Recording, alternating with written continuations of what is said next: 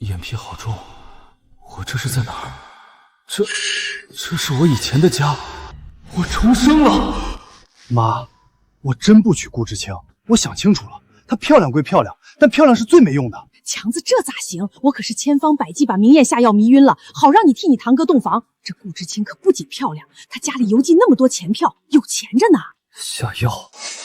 原来我当初不是喝醉了走错房，是被下药了。上一世我娶了林小芳，最后成了上市公司老总，而傅武强最后家徒四壁，到处借钱度日。但是为什么傅武强要娶林小芳啊？妈，我听人说顾知青家里成分有问题，娶她要连累我们家。我要娶我原本的媳妇儿林小芳。强子，你说真的？妈，我骗你干嘛？我越想越觉得林小芳好，她是村长的女儿，望夫命，咱农民就该踏踏实实干活，还有村长帮扶。以后要是改革政策放开了，日子肯定会好起来的。他想说改革开放，原来是这样。傅武强也重生了，他重生回来，居然要娶林小芳那个破鞋。堂哥，我找算命的算过，林小芳是旺夫命。你现在生意这么好，那就是因为娶了林小芳。当年你娶了她，马上就当了老师，来年就给你生了个大胖小子。改革开放之后，还因为关系发了大财，我是真羡慕。前世好像他是跟我说过，说我后来飞黄腾达全都是林小芳的功劳，我觉得太可笑，就没搭理他。结果他真这么认为的。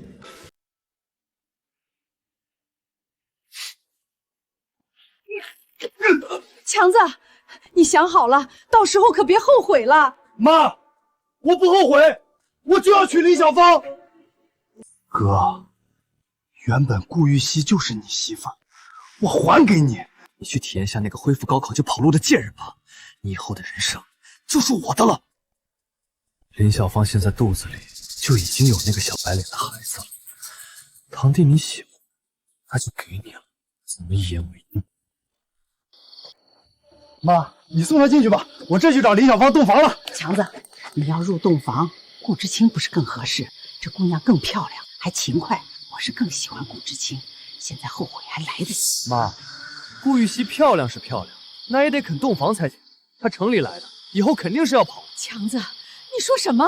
上一世顾玉溪死活不肯洞房，甚至以死相逼。我本来想着慢慢来，没想到没过几天，恢复高考的消息出来，顾玉溪留下300块钱就跑了。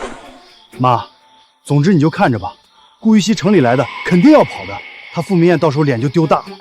竟然有这种事儿，妈等着看好戏。行，强子，那你去入洞房吧，我把傅明艳送进去。傅明艳，我重生了。上一世你飞黄腾达，对我爱答不理，这一世我要让你高攀不起。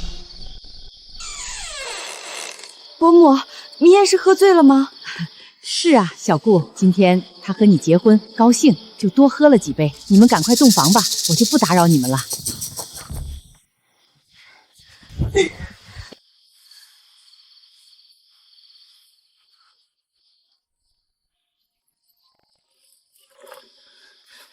明艳哥，喝点水。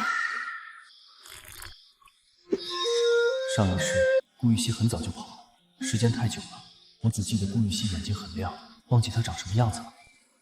竟然这么好看！我脸上有东西吗？啊，没有。我已经打好水了，你要不先去洗一下？我已经洗过了。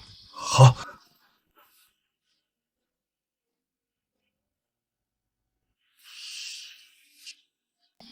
真的和明艳哥结婚了，接下来就是洞房了吧？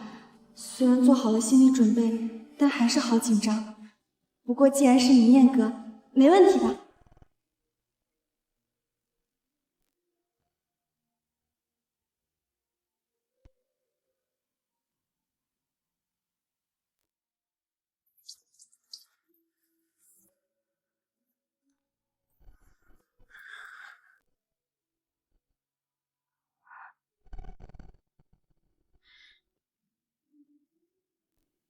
明艳哥，我是弟。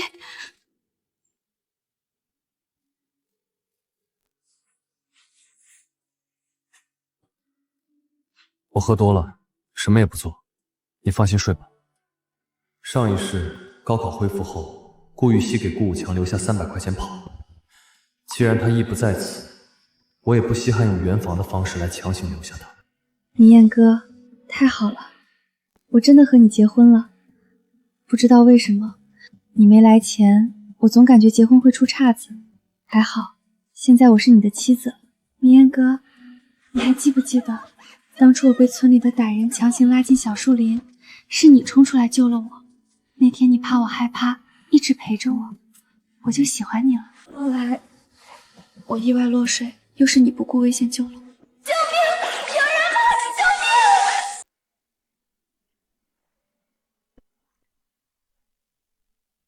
救命！我那时就知道，这一辈子我就认定你一个人。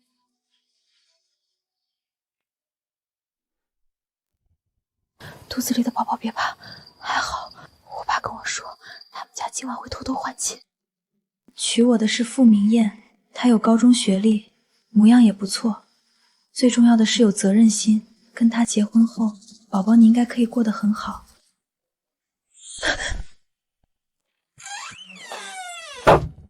这林小芳虽然长相气质远不如顾玉溪，但也算有几分姿色。只要和她圆了房结了婚，以后有她村长爹帮衬，我也能当老师，也能开上市公司。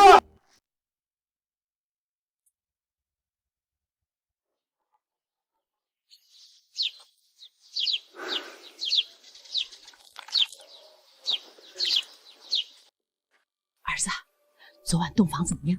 您就等着吧，说不定明年您就能抱孙子了。好啊，你小子有本事！妈，我跟你说点事儿。儿子，你说昨天傅明艳和顾玉溪是分床睡的，你怎么知道？上一世，傅明艳抢了我的林小芳，借着村长家的势头一路高升，后来公司都上市了，竟然都肯接济我一下。这一世，我受到的屈辱，他也一定要尝一尝。我怎么知道的？妈，那顾玉溪可是城里大小姐，心高气傲着呢。我昨天起夜的时候，往门缝里看了一眼，瞧得真真的。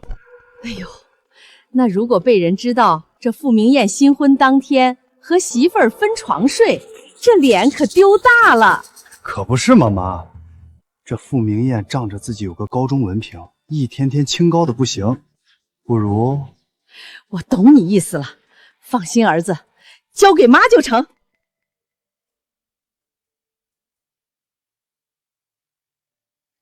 乡亲们啊，快来人呐！没天理呀！尤婶儿，怎么了？昨天你们家才结婚，这不是大好的日子吗？那顾玉溪自恃身份，瞧不上我们农村出来的孩子。昨天结婚，我家侄儿只能打地铺啊，这叫什么事儿啊？什么？竟然有这种事儿，不像话，真是不像话！傅明艳还是不是男人，也太没用了。不行，这还得了？傅明艳这孩子虽然是农村里出来的，但打小就聪明懂事儿。我去跟顾知青说道。对，哪有结婚了不让圆房的道理？那以后收了彩礼还不让牵手了吗？太清高了！你们男的不方便进去，我进去跟他聊聊。喂，乡亲们，怎么了？不是说好帮我教训教训那个顾玉溪吗？跑什么呀？尤婶儿，你在说什么胡话呀？人家小两口抱在一起热炕头呢。哎呦，这也太尴尬了！你说什么？他们抱一起了？这不可能！堂弟，这是在干什么？一大清早的带这么多人硬闯我的新房，你们怎么会这样？堂弟，你这话什么意思？我们是夫妻，昨天洞房花烛夜，我们不这样那要怎么样？是真的，明明不是这样的。不该拿着剪刀说什么都不肯洞房吗？凭什么他就可以洞房，为什么我不行？堂弟，你在说什么胡话？顾玉溪是我老婆，肯定是我和她洞房。你老婆不是林小芳吗？怎么林小芳不让你洞房？你快出去吧，我们还没穿衣服呢。这怎么回事？你堂弟在说什么？他可能发烧糊涂了。走，我们穿好衣服出去看看到底怎么回事。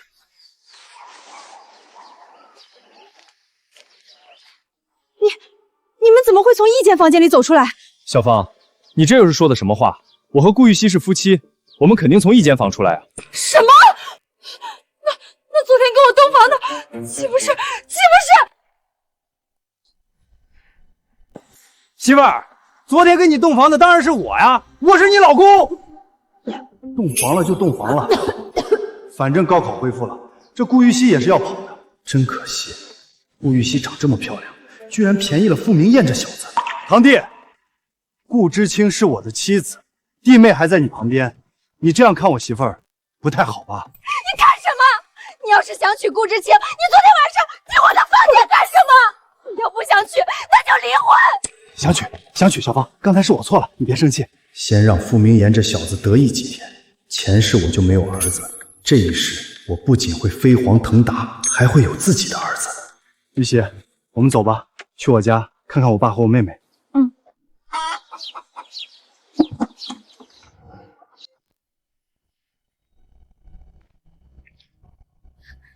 夜，你怎么会陪着他？原来换亲这件事，他也是知道的。赵女士，趁我不在，明珠就是被他和傅心燕逼嫁给了他那个家暴的小叔。哥，妈妈心中只有姐姐。哥，我恨他，我恨死他了。我不想过这样的日子，反正他也不是我们的生活。我死之后，你不要孝顺他。下午何旭那个无赖就要来了，妈，既然姐那么喜欢何旭，这一世我可要帮帮他。我陪我媳妇儿回家，这不是理所应当的吗？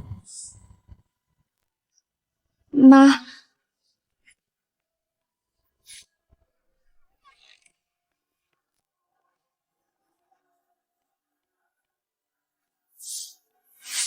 不急，你过来，我们谈一谈。明燕，什么事？我们没有领证，昨晚也什么都没有发生，这个结婚可以不作数。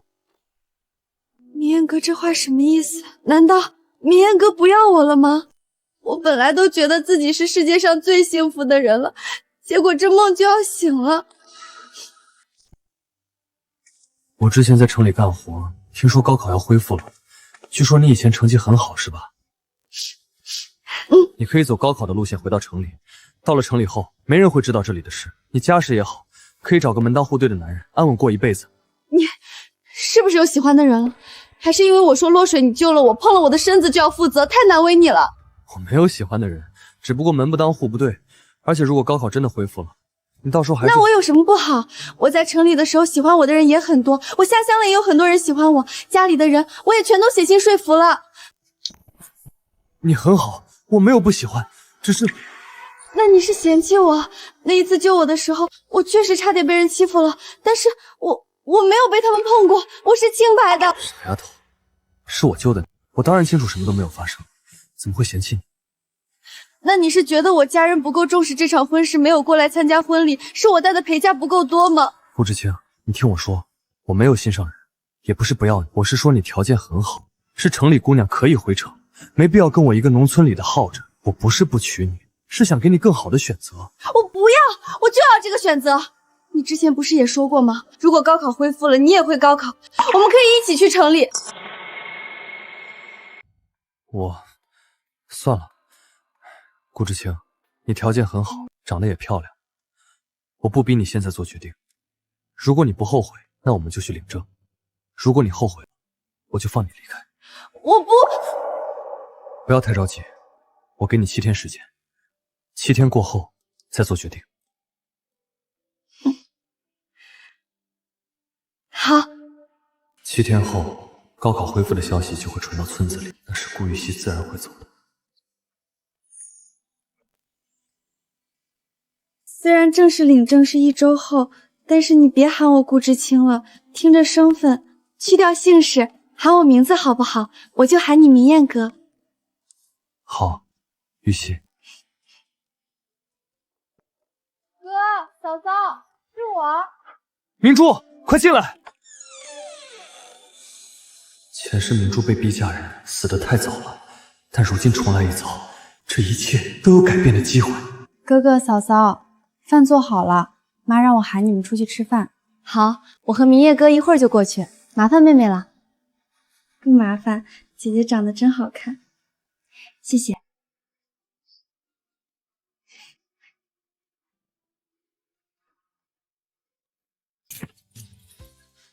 玉溪，你干什么？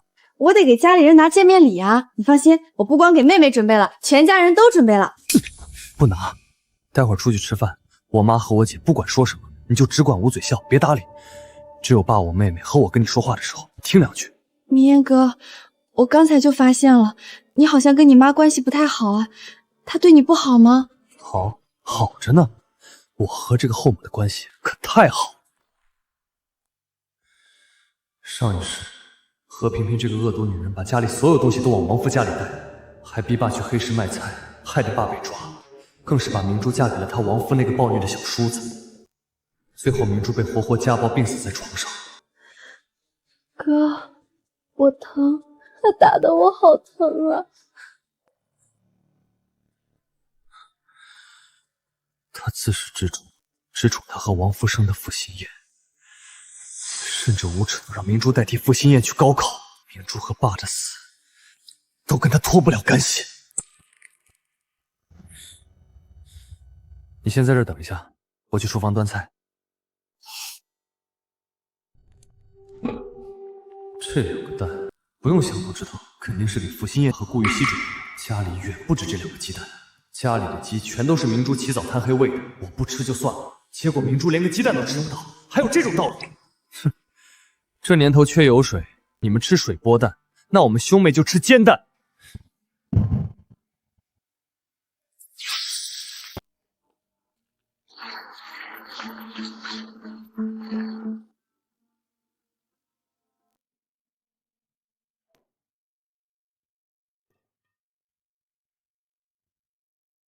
爸，放点鸡蛋好，吃鸡蛋顶饿。明艳，出来一下。这是我以前在田里干活时挖出来的，你赶紧拿好，千万别生长，多的我实在拿不出来了。家里的底儿都在你妈那儿。爸，你放心。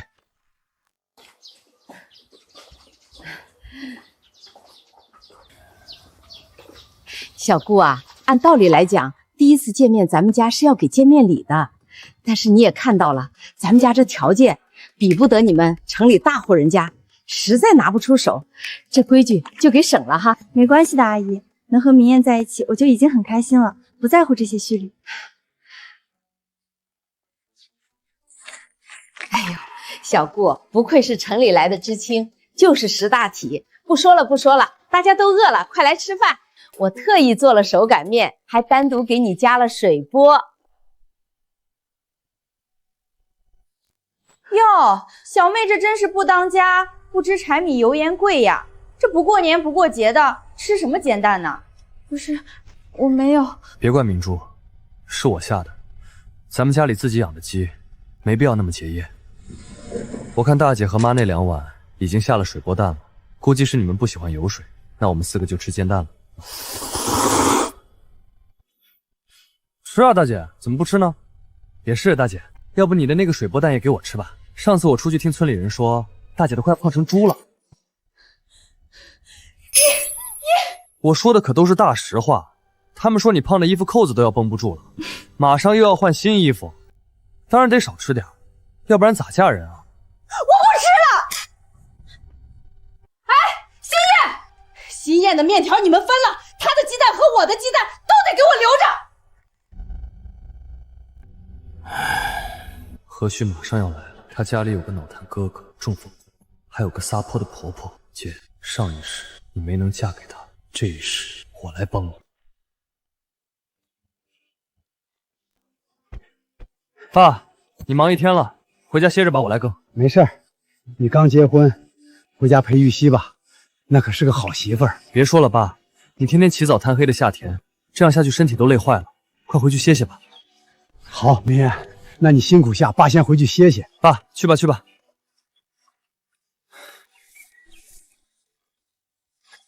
哎呦，这不是新郎官吗？春宵一刻值千金啊！明艳，你还有功夫来下田？何旭，上辈子傅心燕喜欢何旭，天天送鸡蛋送煎饼，2人都要谈婚论嫁了。后后来玉溪来了后，何须动了心思，把傅心燕甩了。这怕是看我和玉溪结婚了，心里不痛快。你要干什么？胆子跟老鼠似的，还敢来撩拨我？什么叫撩拨你？我这是提醒你，这城里的凤凰啊，你们这庄稼人可不一定养得住哦。何志清，你倒是提醒我了，连玉溪都在村里安家了，你不如也在村里安个家，娶了我大姐，以后有个依靠。我娶你姐？对啊，我姐还喜欢你。你姐这还喜欢我？那还有假？她经常托我打听你消息呢。留村子多好啊，有吃有喝，活儿也有我姐分担。反正顾玉溪也娶不到，要是能和傅心燕成，倒也不错。但是我之前跟你姐弄成那样，没事儿，我姐就是抹不开面子。明天隔壁村放电影，你要有想法，我借辆自行车带我姐过去。电影散场后，小树林那边人少，你和我姐说说心里话。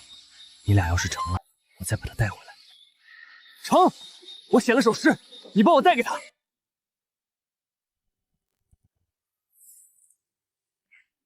干什么毛手毛脚的？声音小点，妈睡了。姐，别发火，我有件大好事跟你说。你能有什么好事儿？什么事儿？快说。你还喜欢那个何须吗？你说他干什么？今天我在田里碰到何须了，他说心里还记挂着你，还喜欢你呢。不仅如此，他还约你明天一起去看电影。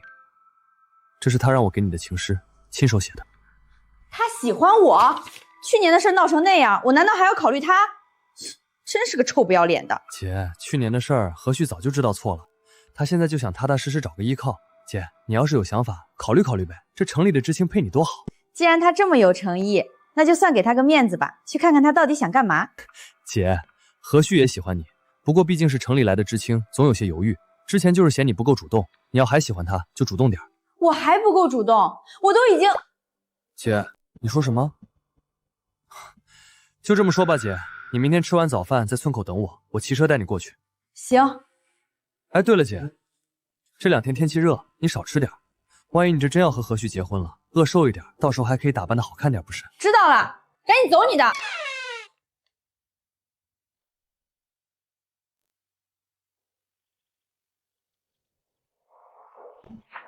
哟，堂哥，你怎么在这儿？这刚才结婚怎么不跟堂嫂热炕头？堂嫂呢？她在家读书，而且你不也是刚结婚，怎么没和林小芳在一起？小芳实在是太累了，我才一个人出来逛逛。是吗？那说不定明年堂弟你就抱孩子了。林小芳肚子里有货，为了不让傅武强起疑，还真是够下血本的。傅武强这副德行，他都下得去嘴。那是堂哥，这林小芳啊，旺夫。倒是堂哥你啊，我怎么听说你们还没扯证呢？我和小芳可是昨天就把证扯了，你们这拖着不领，不会出现什么变故吧？哎呦，那恭喜啊！我的事儿就不劳堂弟费心了，不说了，我还有事儿呢。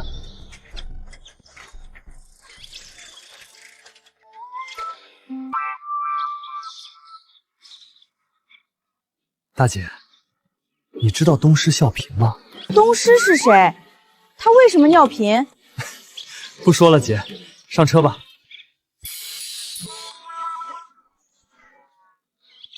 大姐，我不是说让你少吃点吗？妈还是把你喂得太好，车都被你压歪了。赶紧骑车。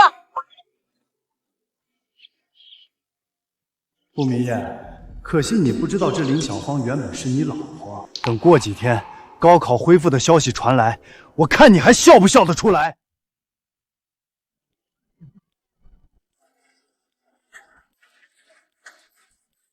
心燕、明燕，这儿呢。你吃饭了没？我紧张的吃不下饭，我只盼望着见你。我一到要见你，心跳很快。我盼望见你，又怕你还在生气。虽然你生气也好看。我可没说原谅你了。那个时候是我不好，心燕，过来，我位置站好，咱们慢慢说。姐，你们先聊着，不打扰你们谈情说爱。我去给你们买点零嘴去。谁跟他谈情说爱了？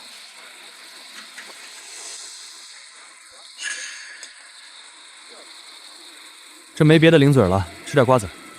这么大个人了，这点事都办不好。买水了吗？水是没买到，就买了点小酒，我自个儿喝吧。算了，酒就酒吧，看电影没喝的怎么行？酒拿来。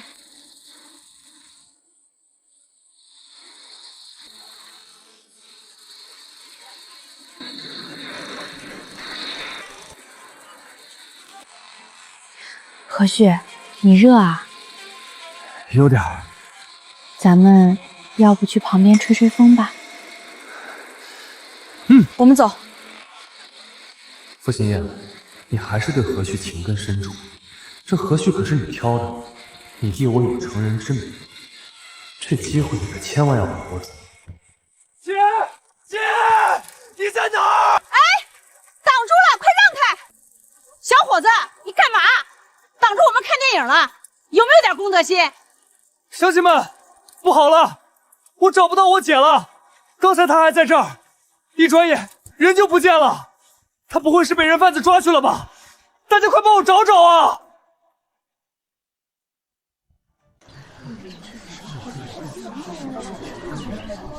哎呦，这可怎么办啊？好端端一个大活人就不见了，我这可怎么向家里交代？人不见了，怎么会发生这种事儿？刚才不还在的吗？哎呀，电影以后也能看，找人最重要。乡亲们，大伙儿都帮这个小伙子找一下吧，别真出事儿了。谢谢乡亲们，太谢谢了。这是在干什么？伤风败俗啊！我的天哪，太不检点了！大半夜干这种不要脸的事儿！别看了，别看了，赶紧走，都是误会。这也太激烈了吧！看个战争片都能看激动。我的天啊，这是谁家姑娘？哎呦！你个混蛋，你敢对我姐耍流氓！不要紧的，姐，你和何旭是自由恋爱，只要他娶你就好了。何旭，你看你干的什么事，毁了我姐的清白！我让你娶我姐，你有没有意见？没意见，没意见。我是畜生，我回去了就提亲，一定娶新叶。顾知青啊，我以前就知道你家境好，你家到底是个什么情况？跟我说说呗。没什么好说的，我家里人就是疼爱我些，也不缺一点钱和票，就提供给我了。顾知青啊，你这嫁到我们家了，就是我们家的人，我们家的日子不好过。你那边要是有什么，多帮衬帮衬家里。当年我嫁给老傅，可是把东西全带来了。妈，明艳哥说了，他不是吃软饭的人。你和明艳刚结婚，还有很多地方要花销添置，农村这些东西也不贵。妈，家里条件不好，我可以理解，没关系，就现在这样就很好了。妈，你这是怎么了？谁欺负你了？别怕，妈护着你。要是谁欺负了你，告诉你弟弟，让你弟弟收拾他。妈，大姐和何旭是两情相悦，以后都是一家人，这喊打喊杀的干什么？何旭，心叶，你跟何旭怎么了？你不是去跟女知青看电影了吗？明叶，你说到底怎么回事？妈，大姐和何旭一时看电影，一时情难自禁，钻了树林，结果还被村里人给撞见了。村子里的人给撞见了，大概几十个人吧，消息估计现在已经传开了。心叶，你糊涂啊！那何旭哪是个好对象？妈，我现在也只能嫁给他了，而且我本来就喜欢何旭，妈，你为什么不同意？你，我怎么生了你这么个女儿？妈，现在生米已经煮成熟饭了，村里人也都看见了。大姐既然那么喜欢何旭，那就索性成了这桩婚事吧。再说了，何旭是个知青，和大姐在一起也算般配。何旭人呢？何旭，你进来。何旭，我问你，你做了这种事儿，你是怎么想的？我明天回去准备准备，马上就提亲。心燕如果嫁到你家去，你会不会对心燕好？您放心，我一定对心燕好，让她过上好日子。有你那脑瘫的哥哥，中风的公公，撒泼的婆婆，嫁过去肯定是好日子，天天像过年一样。都是我的错，我想和燕儿亲近一点，没想到酿成了大错。我一定会担起责任的，未来我也会保护好她。看来好事定下来了，时间也不早了，你们先聊着吧，我和玉溪回去休息了。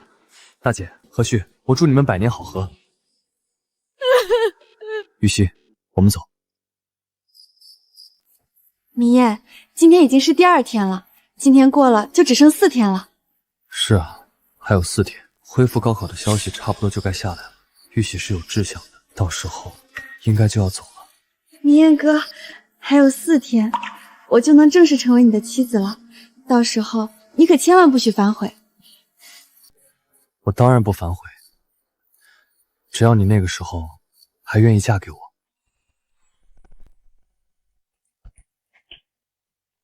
强子，你听说傅新燕那件事了没？妈，什么事儿？昨天晚上，傅新燕和何旭去看电影，看着看着去钻小树林了，被隔壁村的人撞见个正着。真的假的？那还有假，村子里都传遍了。他们家这次可是丢脸丢大发了。今天何旭带了彩礼上门，要和傅新燕订婚。上一世，傅明燕果然是娶了我的林小芳才飞黄腾达。这一世，她娶了顾玉溪，这倒霉事儿就来了。傅新燕这一世居然和何旭搞一起去了。那何旭确实是城里的，别人不知道，我可知道。他家里有一个脑瘫的哥哥和中风的爹，前世他的媳妇儿直接跑了，傅新燕嫁过去就惨了。我的媳妇儿，你果然是我的幸运符。你干嘛？弄我一脸口水，恶心不恶心？你说这傅新燕怎么会这么不要脸，居然跟人在树林里干这种事儿？要是这是我的女儿，我简直没脸见人了。就是，简直不知廉耻。我要是有这么个妹妹，非打死她不可。媳妇儿，你怎么不说话？没什么。小芳她爹是村长，等过几天高考恢复，我就可以走小芳的关系，直接去当老师。傅明燕，上一世你抢走了我的人生，这一世你倒霉，都是活该。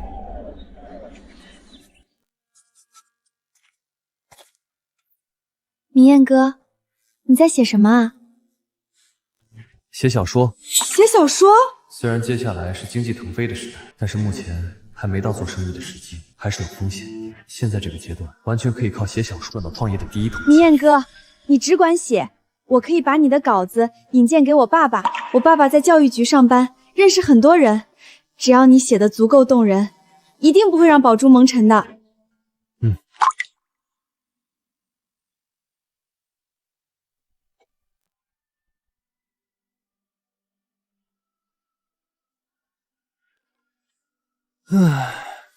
写到1/5了。写完了，明燕哥，我能看看吗？当然，看看怎么样？男主和女主战乱时期的爱情实在让人动容，女主的人格魅力又让我鼻酸。明燕哥，你写的实在太好了，我好想知道后面发生了什么。这部小说一定能出版的，我这就寄给我爸，让他先看看。不急，等我全部写完吧。现在就已经很好了，明燕哥，继续写，肯定没问题。说起来，明燕哥，我们之前约定的7天，今天已经到了。7天已经到了，这么快？明燕哥，你不会反悔吧？顾知青，顾知青在不在？有你的电话。你先去接电话，我们的事儿，等你接了这个电话后再决定吧。好，那我马上回来。这通电话应该就是玉玺他父母打来的，告诉他恢复高考的消息。玉玺应该是要走了。喂，我是顾玉熙。西西啊，是我。爸，告诉你一个好消息，高考要恢复了。什么？爸，你说的是真的吗？我之前不是你说高考会恢复吗？这次真恢复了。太好了，我会参加高考的，我爱人也会。喂，爸。西西，你能和你那个爱人离婚吗？爸，我是不会和明艳离婚的，我的命都是他救的，他真的特别好。西西啊，你怎么这么不听话了？高考恢复了，以你的成绩，肯定能考上一个好大学。他一个乡下小子的，大字不识几个，只会拖累你。爸，我从小到大一直都很听话，但这一次你就让我自己做主吧，我会和明艳一起考回来的。我这一辈子反正就认定他了。你简直是胡闹！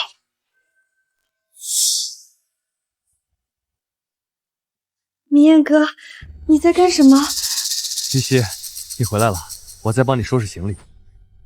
你路上要注意安全。我爸给了我一个玉镯，那是傅家传下来的，我给你放包里了，你路上当盘缠。明艳哥，你是不要我了吗？你不是说好满7天我们就去领证吗？为什么要赶我走？难道你不知道恢复高考的事情吗？我知道啊。那你……明艳哥，我想嫁给你，和高考恢复不恢复一点关系都没有。而且我相信，我们一定能一起考到城里去的。我们一起去，好不好？你真的觉得我能通过高考？我相信你，你一定可以的。再说了，你要是没考上的话，那我考一个给你，以后我养你。我家玉溪真厉害。傅明艳，你究竟是何德何能，能让一个容貌家世都不差的城里知青对你这么死心塌地？明夜，那我们什么时候去领证？明天我们就去领证。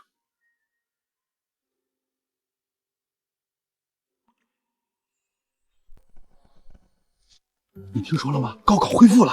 听说了，这可是天大的事儿啊！我听说村里好多知青都已经开始准备高考了。高考恢复的消息传出来了，太好了！顾玉玺那个城里千金，这下绝对要在村里待不住了。傅明艳，你的好日子到头了！妈，小芳，你们听说了没？高考恢复了！高考恢复了，这可是大事，真的假的？哈哈，那还能有假？村子里都传开了，你不信出去打听一下，现在外面都炸锅了。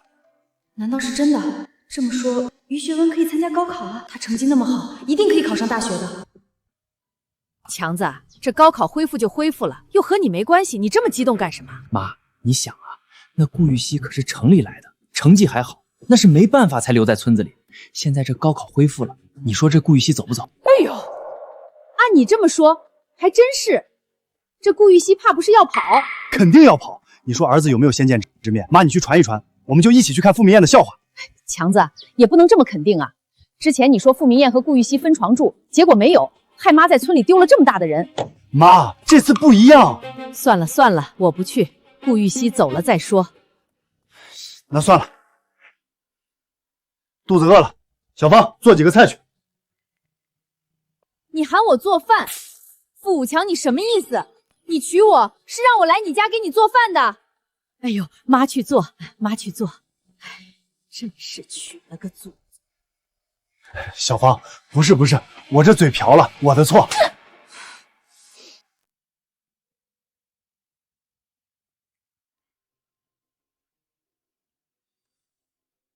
堂哥、堂嫂，你们这是要去哪儿啊？去登记处领证。领证？是啊，我们结了婚还没领证，算着今天是个好日子，准备把证领了。顾知青，我劝你啊，别着急领证。为什么？顾知青，你应该还不知道吧？高考已经恢复了，你这要是领了证，还得办离婚手续呢。你这怎么这么说？高考恢复的消息，我在村里已经听说了。什么？你已经知道了？那你还要和堂哥去领证？堂弟，你这什么意思？我和明艳哥是真心相爱的，难道就因为高考恢复我就要抛弃他？我们已经约好要一起参加高考，一起考到城里去读大学。不，这不可能，不是这样的，怎么会这样？玉溪，别理他，我们走吧，去登记。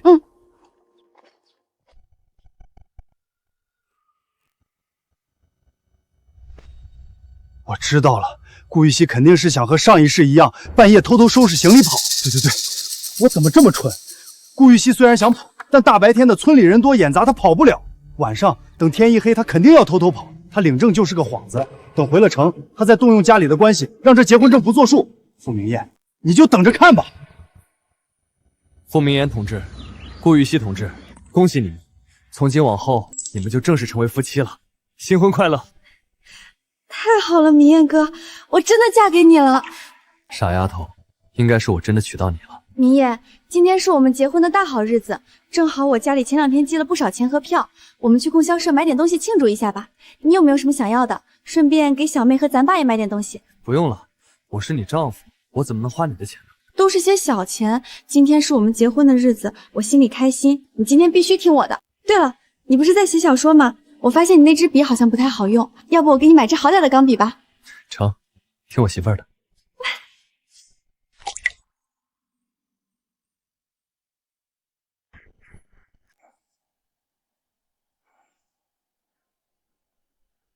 明艳哥，这道工业总产值的题我算了2遍都对不上答案。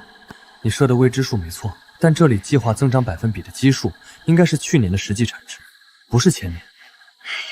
我把年份看串了，还是你细心。这顾玉溪在跟傅明艳复习，他难道真想跟傅明艳一起考到城里去？不可能，他肯定在演戏，想让傅明艳放松警惕。好晚了，明艳哥，你饿不饿？我去做点菜给你吃吧。做菜？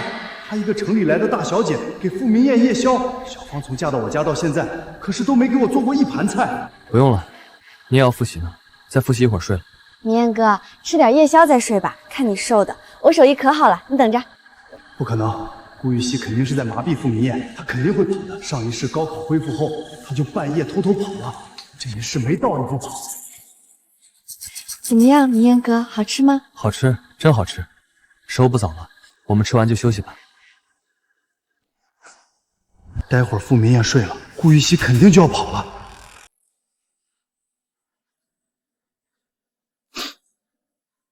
哼，怎么还不走？怎么还不走？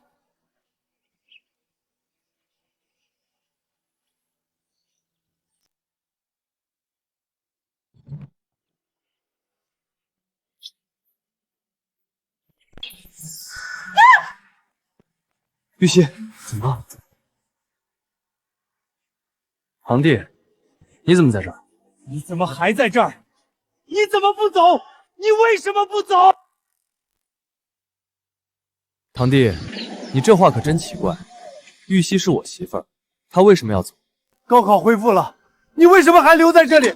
还给她生火做饭？为什么会这样？为什么是我就？明艳哥是我丈夫，为什么高考恢复了我就要走？我要留在这里，和他一起考到城里去。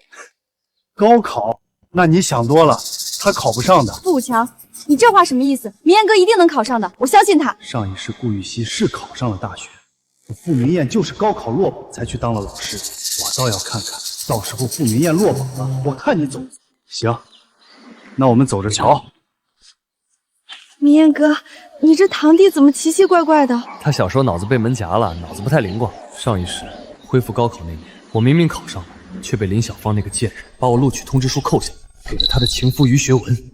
明艳，学习没天赋，但是我们还可以干别的呀。我家里有些关系，可以介绍你去当老师。虽然周校长要求严格，但如果是你的话，肯定能当上老师的。多年后，我才发现了这件事，将于学文举报到纪委。林小芳那个贱人也跑到缅甸去追求真爱了，但我失去的，却永远也回不来。回去吧，我小说还没写完。明艳哥，你赶快写，我太期待后面的剧情了。明艳哥，你这本小说一定会很畅销的。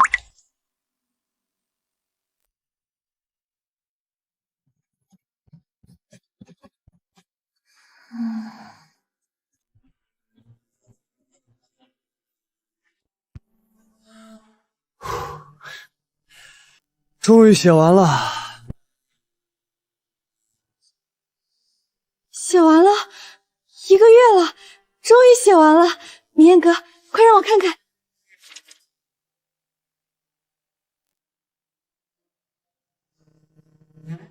玉溪，你这是怎么了？怎么还哭了？在时代大局面前，有情人最终却未成眷属，这个结局也未免太悲伤了，心里抽痛的。玉溪，这只是小说而已，都是虚构的。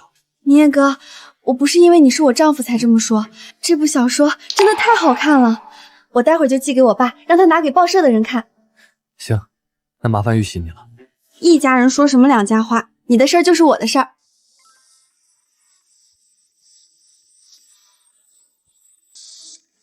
哟，堂哥，你这是赚工分去了？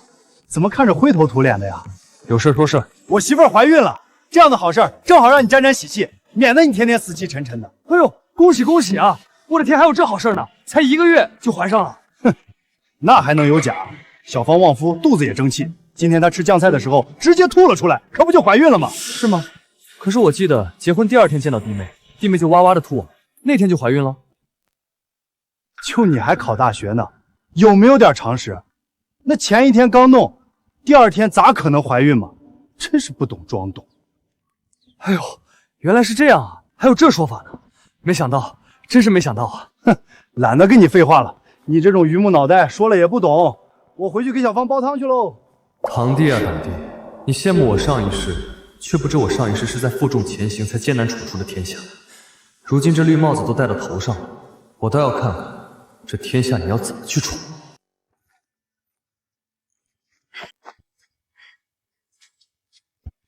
明艳，你回来了，今天去地里辛苦了。不辛苦，今天在家里复习的怎么样了？挺好的，明天恢复高考的正式通告就要下来了，我们提前复习了这么久，底子打得牢，肯定没问题。哟，这应该就是侄子和侄媳妇儿吧？长得可真是俊俏啊！这是玉溪呀，这是你表姑，大老远从城里过来的。表姑好。何萍萍嫁给我爸，掏空了我们家，把所有东西都往李家送。她李家还真把自己当亲戚，跑到我家来充大辈。表姑，我刚从地里回来，身上脏，先和玉溪去后院洗把脸。去吧去吧，赶紧洗洗。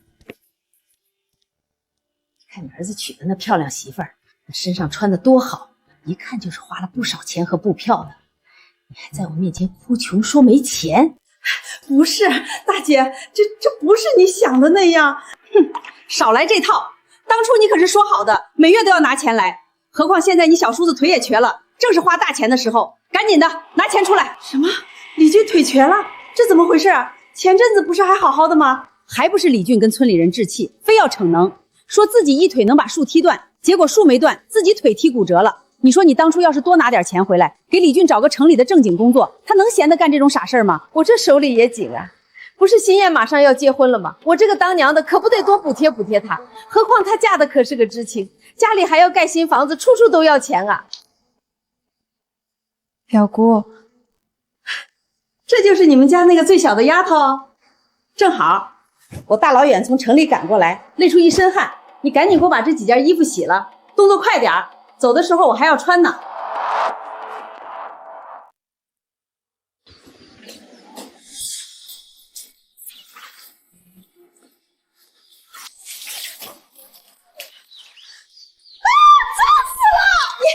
什么教养啊！这是你对长辈该有的态度啊！一个跟我没什么血缘关系的表姑，也敢跑到我家里来指挥我妹妹做事。你要是不乐意待，现在就给我滚！个臭小子，反了天了你！哎，表姑，消消气儿，衣服我待会儿给你洗，你和孩子争什么呀？哼，我弟弟李俊骨折住院了，你们傅家既然不出钱，那怎么也得添点力气吧？正好，我最近想把咱妈接到县城住几天，你去我家好好照看我弟弟去。好，好，好，那必须得去啊！我现在就收拾东西，恨不得立马飞过去呢。明艳，这前夫家的小叔子出了事儿，咱妈怎么比谁都急？谁让这李俊长得几乎跟他那王府里一模一样？何萍萍，上一世我们的账也是时候算算。妈，表姑，这样吧，既然是去照顾病人，空手去怎么行？家里还有不少红薯粉、20斤白面，还有罐头，就一起带过去吧。哎呦，这么多东西，那多不好意思啊！没事儿，这么多东西你们也拿不动，我推个车给你们带过去吧。行，你这个臭小子，可算是有点良心了。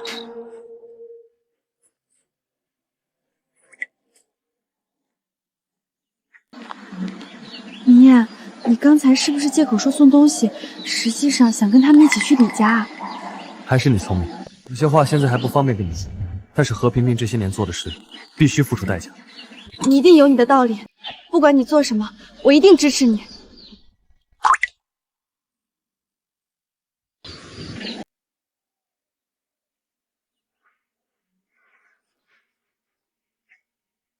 哎呦，俊啊，你这怎么弄的？怎么伤得这么重？嫂子，侄子，你们来了。俊啊，你这腿疼不疼？受大罪了吧？哎，嫂子，你放心，这点小伤算什么？叔，你这腿受伤了，上厕所方便吗？嘿，你可别小瞧你叔，我体力好，有劲儿，单腿蹦着都能去厕所。别动别动，有劲儿就好，有劲儿就好，千万别再闪着了。果然，李家才是他心心念念的地方。我们傅家，只是他为了给李家输血的血包。明艳，你有点眼力劲儿，正厅的瓦片得换，猪圈基罩得修，赶紧去干活。放心吧，姑，包在我身上。还有何萍萍，你赶紧做饭去，没看见我弟都饿了吗？好，我这就去，这就给俊做点好的补补身子。真是一家人都没什么眼力劲儿，不说还不知道动身。叔，你腿受伤行动不便，我知道你无聊，这是废品站捡的，给你解闷儿。哎呦，侄子儿，你还有这好东西呢，还有没有？叔，我就捡到了一本，叔你先看吧，我去干活了。去吧，去忙你的。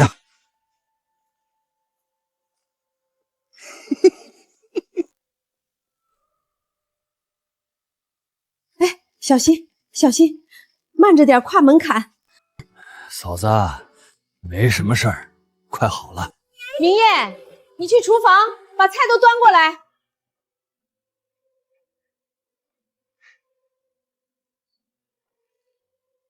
哟，还有酒呢，怕叔你腿疼，喝点酒腿就没那么疼了，还能暖暖身子。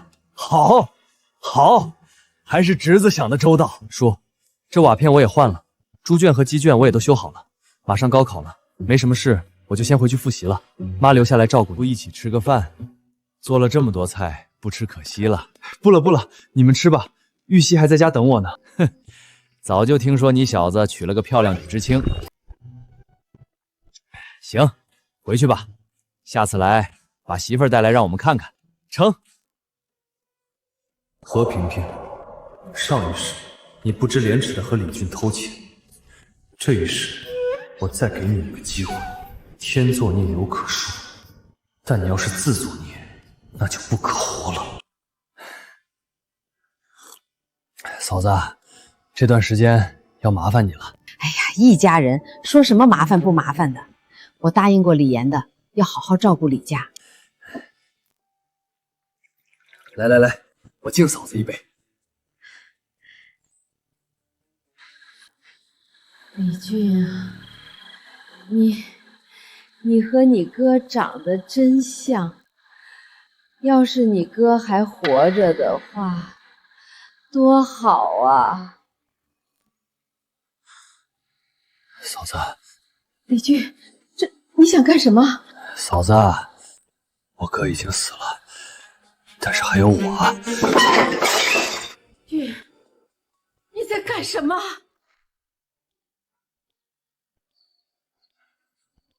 李哥、张哥，在下象棋呢。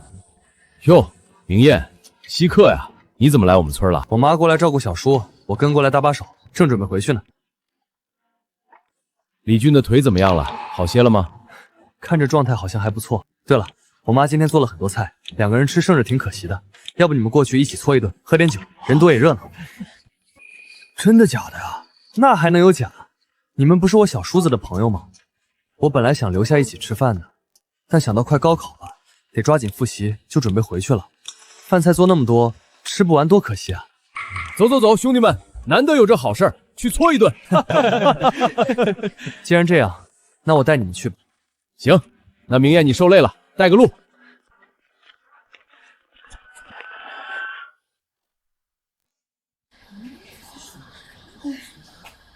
这大晚上的闹什么闹？还让不让人睡觉了？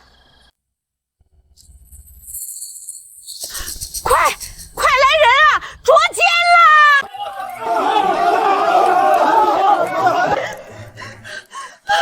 别看我！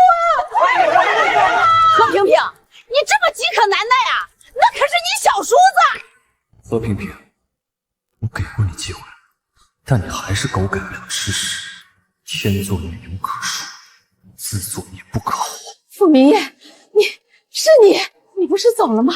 怎么回来了？还带了这么多人？我想着做了这么多菜，放着可惜了，带几个叔叔来喝酒。我怎么知道你跟叔怎么回事？难道是我让你和叔搞在一起？呸！何萍萍，你自己做的丑事儿不怪自己，还怪起你儿子来了。我没见过这么不要脸的。就是，哪有自己前夫都死了，还这么热情的照顾自己小叔子的？原来是早有奸情了。谁说不是呢？这李俊长得和李岩一模一样，之前就看他们俩眉来眼去的，嘿，真下贱。妈，你这做的什么事儿？我去找我爸拿个主意。什么？不行，你不能去！他想跑！快抓住他！抓住这个奸夫淫妇！快来人啊！放开我！放开我！放开我！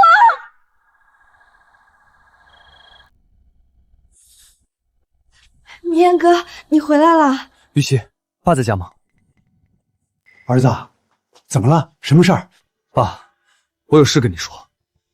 玉溪，你在外面看着，别让人靠近。明艳，这到底什么事儿啊？火急火燎的。爸，我跟你说个事儿，你保持冷静。你说。妈照顾李俊，照顾到床上去了。你说什么？你就是富平吧？我理解你的心情，但是希望你还是能冷静一点。冷静啊，小富，一定要冷静。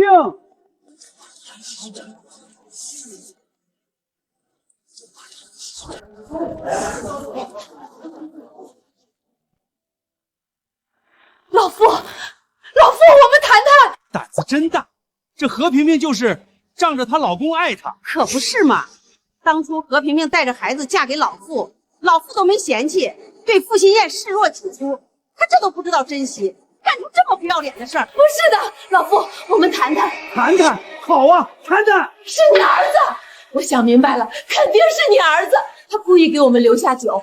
他说他要走，结果半途带人回来，是这个好儿子设局要给你戴绿帽子。还有这种说法？儿子都没灌你们酒，给你们留瓶酒就是设局害你了？按照这说法，我经常设局害人啊，那他们怎么没滚到一起去？你要是不想干这下贱事，谁能逼你？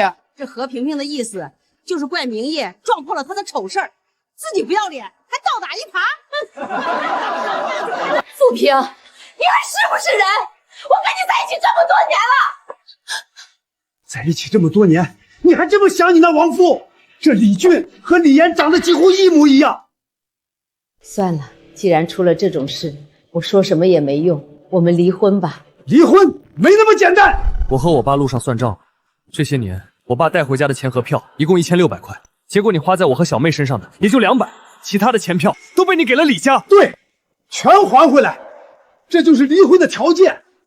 要不然，你们全部去劳改！竟然还有这种事儿！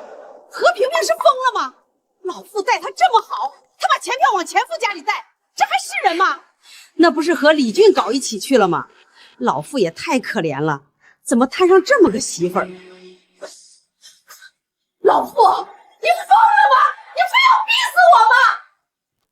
这些年，明夜，我确实对你和你妹不好，但不管怎么说，我可是你妈。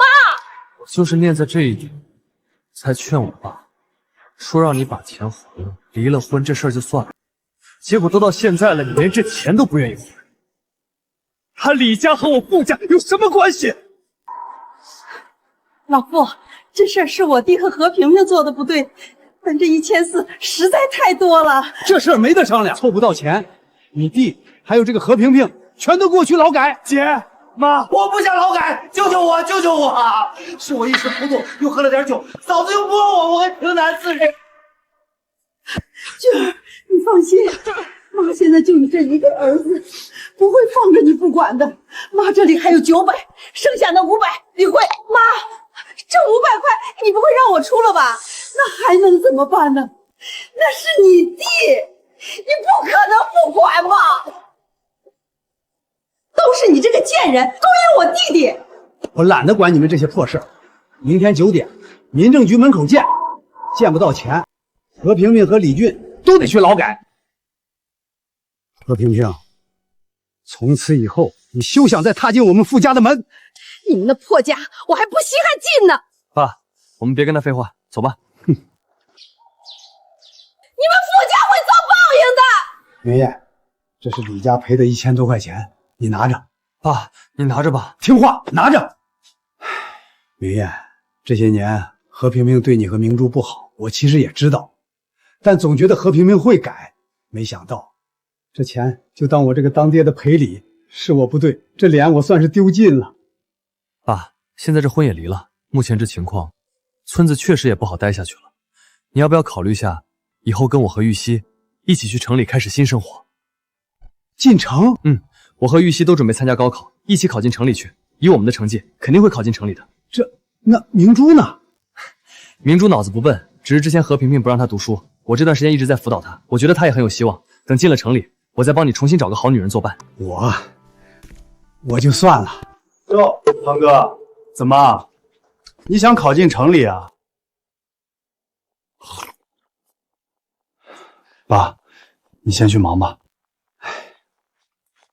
堂哥，你说你家这段时期是不是运气不好？这傅新燕和何旭钻了小树林被抓现行，昨天你妈又和李俊闹出那种事儿来，全村都在看笑话，是吗？好像是运气不太好。堂哥，我劝你实际一点，你以为大学是那么好考的？你根本考不上。倒是顾知青应该能考上，等他考上进城，就会无情的抛下你，到时候你会成为全村的笑柄。受不了自己跑去赌博，最后输得倾家荡产，被公安抓走劳改。堂弟，你说的那个人是你自己？我说的不是我说的是你，是你傅明艳。堂弟，你倒是对你前世的事情记得很清楚。可惜，即便再来一世，看来你依旧会重蹈覆辙。就不劳堂弟费心了，高考我会考上。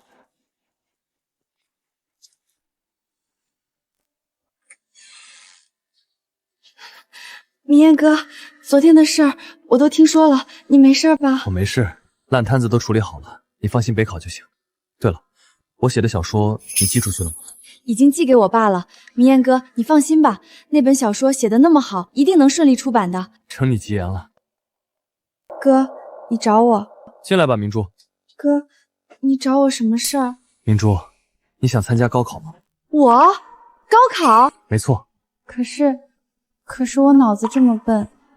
明珠，这段时间辅导你，我就发现了，你脑子根本不笨。何萍萍以前天天骂你笨，那是为了故意打击你的自信心。我还好，是个男孩子，但是傅心燕和你都是女生，何萍萍就是不希望你有一天能比过她的亲女儿傅心燕，才故意作践你。当然，接下来这段时间，我们就一起努力，备战高考。好。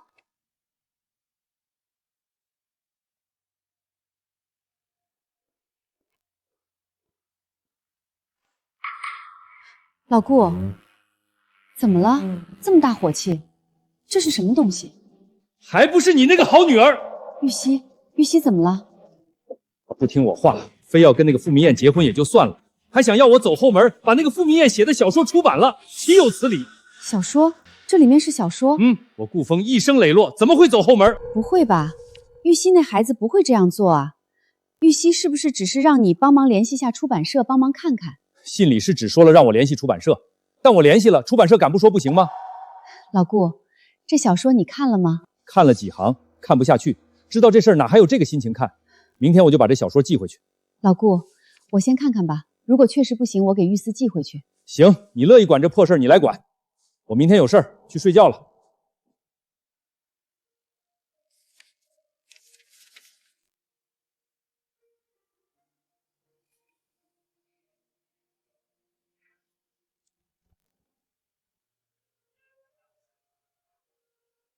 喂，狄编辑吗？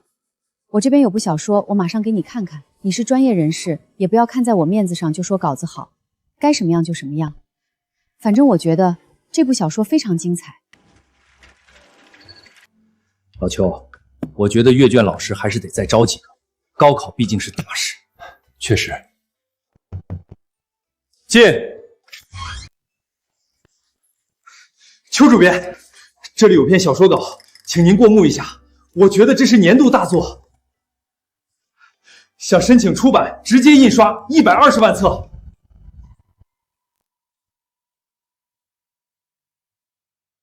多少？120万册？对，邱主编，您先看看稿子，只要您看完了，您就会觉得120万册这个数字一点也不夸张，甚至还少了。顾局长，您也在这儿啊？这篇稿子还是您夫人给我的呢。您知不知道这个傅明艳是谁？我真想见一见这位天才。什么？琼芳给你的？老顾，这傅明艳是谁？我怎么没听说过你认识这么一号人？老顾，你这表情让我更好奇了。这傅明艳到底是谁？狄编辑可是我们的王牌编辑，少有稿子能被他这么盛赞。他是我女儿对象。什么啊？乡亲们，告诉大家一个好消息，决定恢复高考了！太好了，明艳，正式的通知终于下来了，我们提前复习了那么久，一定能考个好成绩的。到时候我们一起进城上大学。太好了，正式通知下来了，学文一定能考上大学的。媳妇儿，这我俩又不参加高考，你这又怀孕了，为啥非要过来凑这个热闹？这可是国家大事儿，我关心一下不行啊？行，我家媳妇儿就是格局大。高考恢复了，这么说去当老师的事情也有着落了。小芳啊，你爸不是村长吗？现在高考恢复了，很多知青要走，教师资源肯定紧张，你让你爸打声招呼，安排我去当老师呗。去当老师？你？我怎么了？你让你爸打声招呼就行。教师资源紧张，只要有关系，肯定能行。再怎么说，肚子里的孩子以后也要父母强养。他说的也有点道理，说不定教师资源太紧张，就真让他当上老师了呢。这样孩子以后的生活条件也会更好。行，我回去跟我爸说说。太好了，媳妇儿，你果然是我的贵人。你放心，这事肯定成。哼，等着吧，傅明艳，你没几天好日子了。明艳啊，今天好好考，你是做大哥的，照顾好你妹妹和玉溪，中午别舍不得花钱，带着他们去国营食堂点点好吃的，补脑子。谢谢爸，您放心，我们肯定好好考。哟，傅大哥，你们这一大家子是送顾知青去知青点集合参加高考呢？当初真不该听那倒霉儿子的。这顾知青长得水灵，脾气又好，城里还有关系，多好的媳妇儿啊！反倒是那个林小芳，平时说话难听，不把人放眼里，结了婚什么家务活都不干，还成天嫌弃我儿子，真是个丧门星。婶子误会了，不是宋玉溪，是我和玉溪还有明珠，我们3个人一起参加高考。什么？你们3个一起去考？对，一起去，一起考进城里。挺好的，挺好的。那祝你们金榜题名啊！那就不多说了，婶子，马上到时间了，我们就先走了。快去吧，路上小心点啊！呸！什么玩意儿！哼，一个成天只会惹是生非的混混，还妄想带着妹妹一起考进城里，做你的春秋大梦去吧！一帮泥腿子，我看你们中午能吃进去什么？学文，来考试呢。明艳，你怎么在这儿？你也来参加高考？对啊，倒是你学文，你可是咱们这儿有名的文化人，学习成绩一直都不错，怎么今天看起来这么紧张，满头大汗，看着没什么信心的样子？胡说！谁说我没信心的？我准备的这么充分，这次肯定能考上大学，风风光光的进城。行，有志气。成，那我们就先进去了，考场上见真章吧。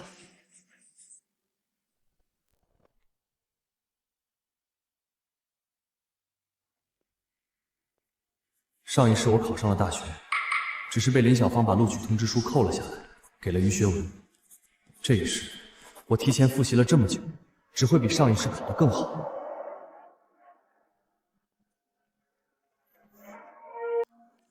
都怪林小芳那个蠢货，动不动半夜偷偷找我，害得我没有好好复习。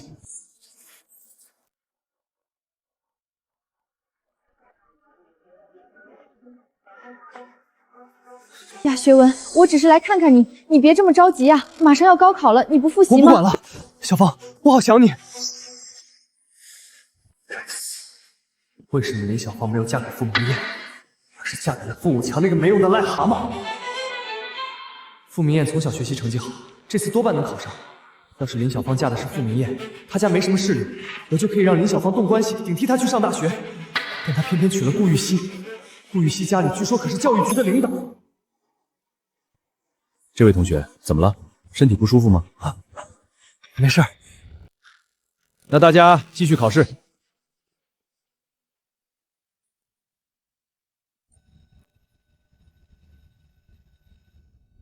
好了，各位考生，现在放下你们手中的笔，开始收卷。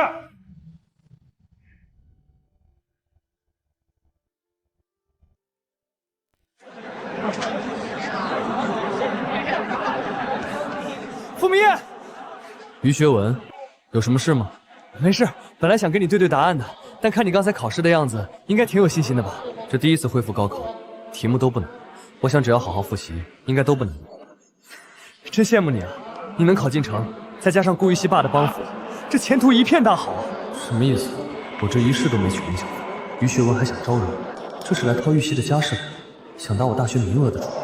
顾玉溪爸，你误会了，玉溪的爸其实就是教育局的一个老临时工，不知道谁传的，传着传着就成教育局领导。不是说顾玉溪的爸还参加教育局大会了吗？哦，这误会大了，玉溪他爸是去端茶送水的，这才提前听到了高考恢复的消息。哦。原来是这样啊！明艳，明艳，你怎么和学文搭上话了？你们好像不是很熟吧？没什么，我在学姜太公呢。姜太公？愿者上钩。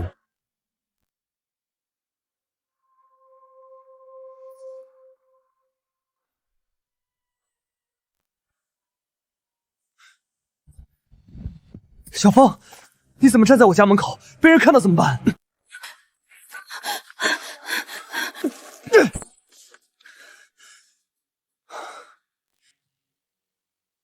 好意思说，要不是你家有污点，我有必要嫁给傅武强那个癞蛤蟆？今天高考，我这不是实在太担心你了吗？学文，你考得怎么样？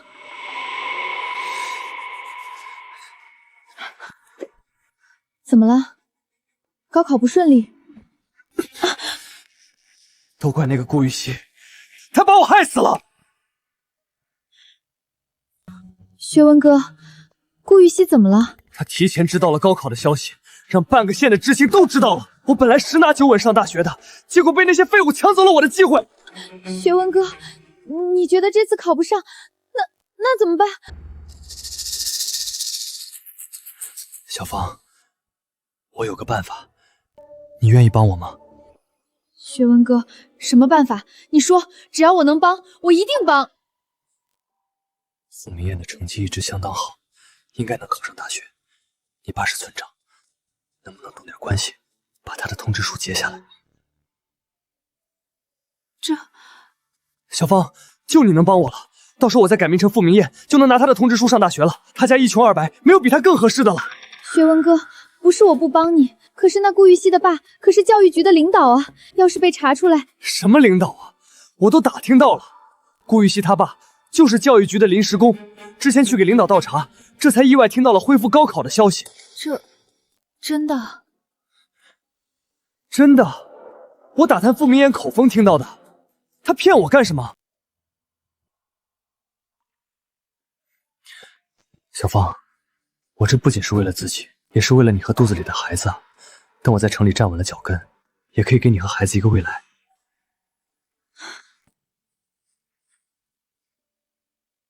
学文哥，你放心，我肯定帮你。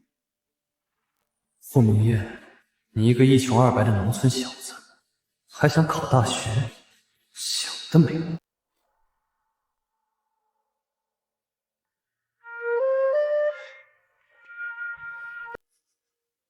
玉溪、明珠，你们俩这么紧张干嘛？手心全都是汗。明艳哥，今天可是出高考成绩的日子，全县的通知书今天都发下来，你难道一点都不紧张？咱们提前复习了那么久，日夜苦读，底子打得很牢，肯定都能考上，有什么好紧张的？放宽心。傅同志，有你家的信来了。顾知青，这是你家的2封信，收好喽。邮递员同志，怎么只有2封吗？是不是漏了？啊，我包里分到这里的就这2封，你们要是不放心，晚点可以去知青点看看还有没有。我得先走了。没事的，姐，肯定是你和哥的。你们俩学习那么好，能考上就已经很好了。我先看看这一封是谁的。明珠，你没有落榜，你考上了，这是你的，你考上师范大学了，我就说你可以吧。太好了，明珠也考上了。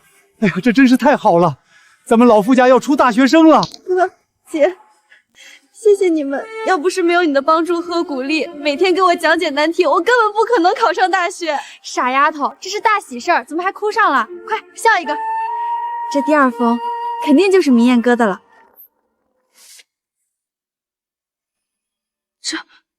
这是我的。嫂子，你的，那哥的呢？哥没考上。不可能，绝对不可能，连我都考上了，哥的成绩比我好多了，每次模拟题都是满分，怎么可能考不上？明艳这孩子脑瓜子最聪明，肯定考上了。刚才邮递员不是说了吗？应该放在知青点了，我们去知青点看看。对，肯定在知青点。走，哥，我们去拿。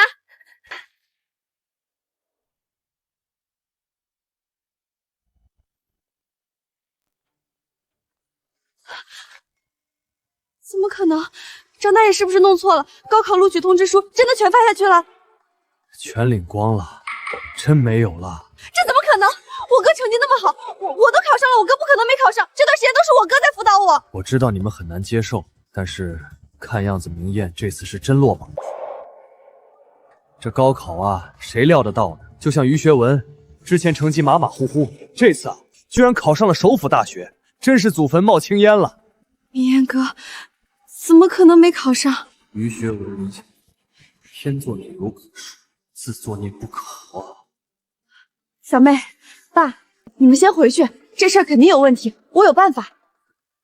明艳，你跟我走。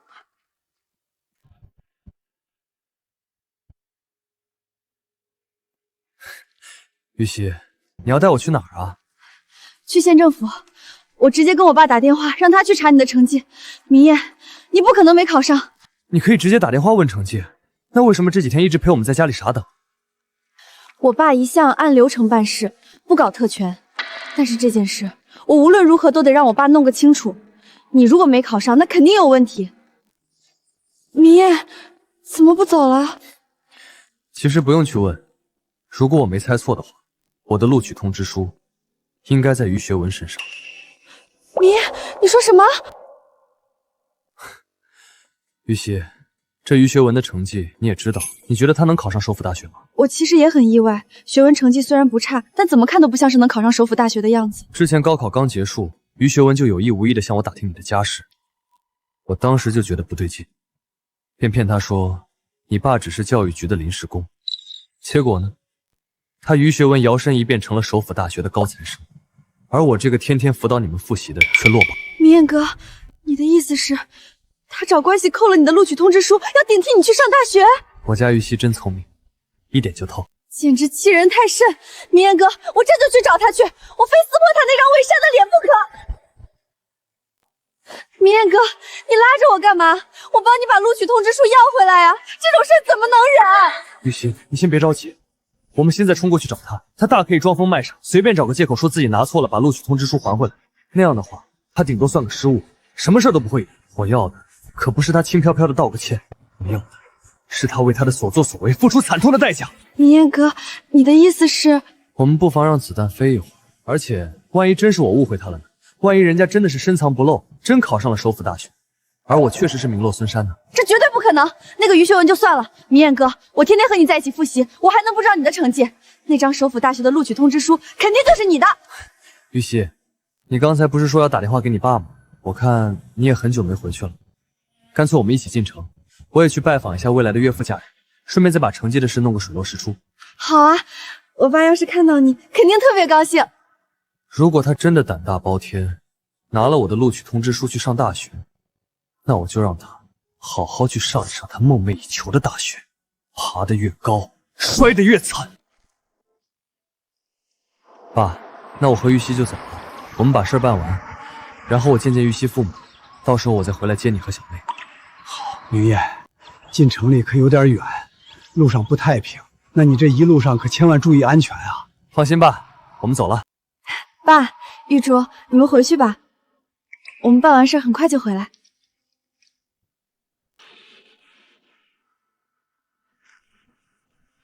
背着包走，这绝对是过不下去了。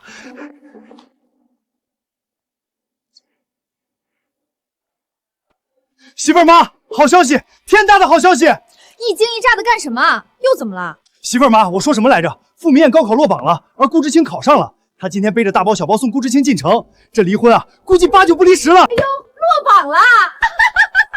我就说那小子根本就不是读书的料，绝对考不上大学，活该！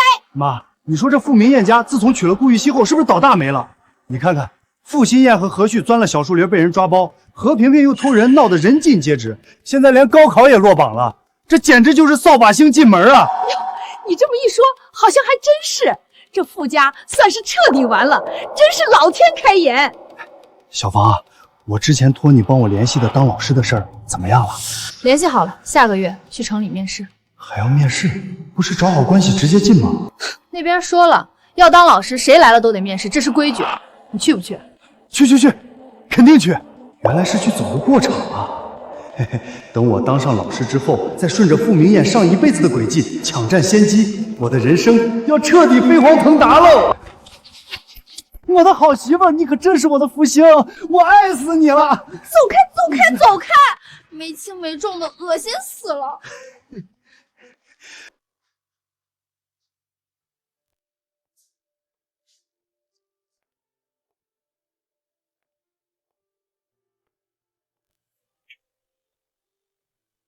你在这里走来走去干什么？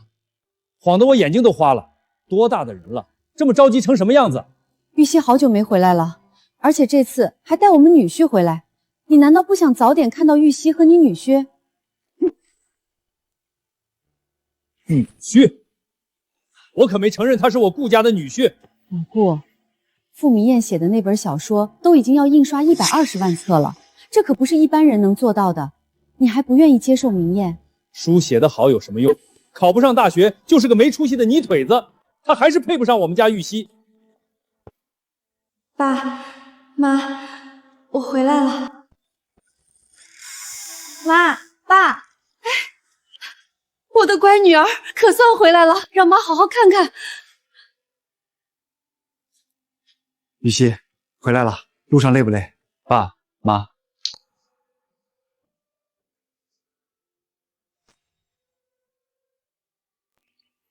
来，别站着，快过来坐，一路上辛苦了。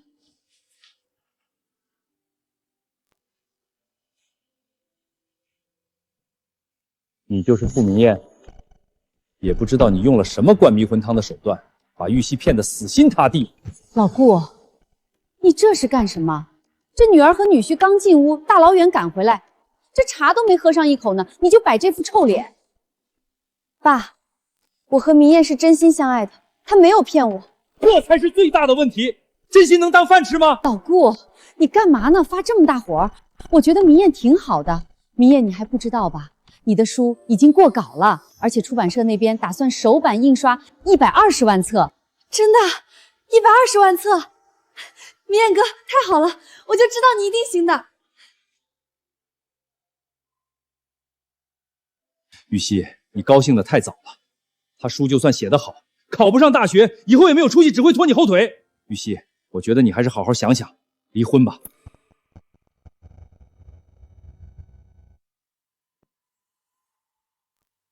爸，我和明燕是绝对不会离婚的。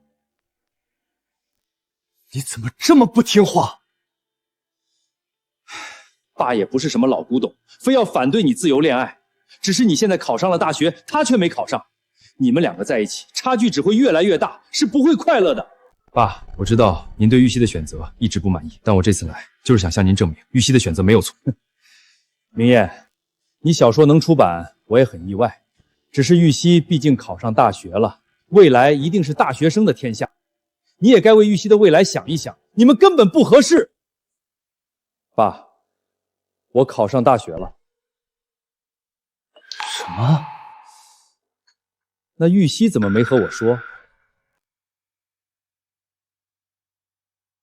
你考上了什么大学？首府大学。我本来以为你虽然是农村出来的，但还算本分老实。首府大学，你能考得上首府大学？明燕啊，我知道你也喜欢玉溪，老顾也不是真反对，他就是嘴硬。你实事求是就好了，何必撒这种谎呢？可是妈，我真的考上首府大学了。好，好，你说你考上了首府大学，录取通知书呢？拿出来我看看。爸，这也是我这次进城的原因，我的录取通知书不见了。哼，不见了，这种鬼话你也编得出来？通知书虽然不见了，但是我的分数不会变，您打电话一查就知道。胡闹，简直是胡闹！打电话查分数，你以为叫玉局的电话是随便打的吗？你是想让局里所有人都看我的笑话吗？笑话我顾风有个做白日梦的乡下女婿。爸，明燕她从来不说谎的，您就打个电话查一下，又不会怎么样。爸，我可以为我说的话负责，我绝对没有信口开河。如果您打完电话证明我没考上，那您让我怎么做我就怎么做。好，这可是你说的，如果你没考上，那你就和玉溪离婚，你愿意吗？爸，您说什么呢？玉溪，你爸有句话没说错，如果我真的没考上大学，那注定只会拖累你，我们之间的差距也会越来越大。如果是那样，我也不好意思和你继续在一起。可是，没什么可是的，看不出来你倒是有点担当。好，这电话我帮你打了，但要是查出来你没考上首府大学，那你今天就和玉溪去把离婚手续办了，马上从我家滚出去。好，一言为定。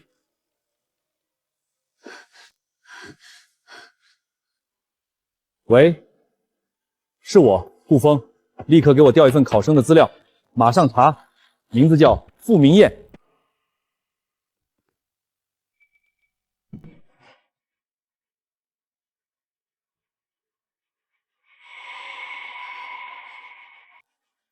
放心，没事的。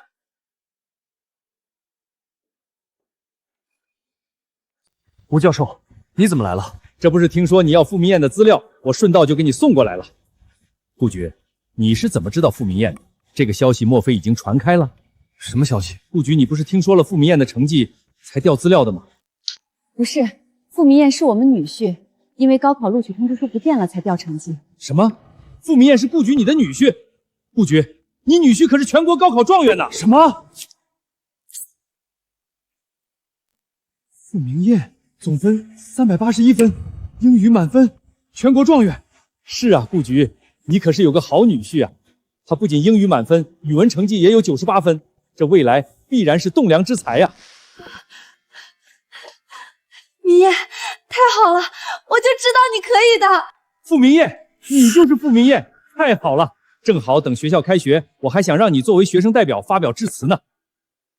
顾局，你女儿眼光可真好啊！傅状元，那定好了，等开学了，作为学生代表致辞。好，行，那你们聊着，我先去忙了。慢走。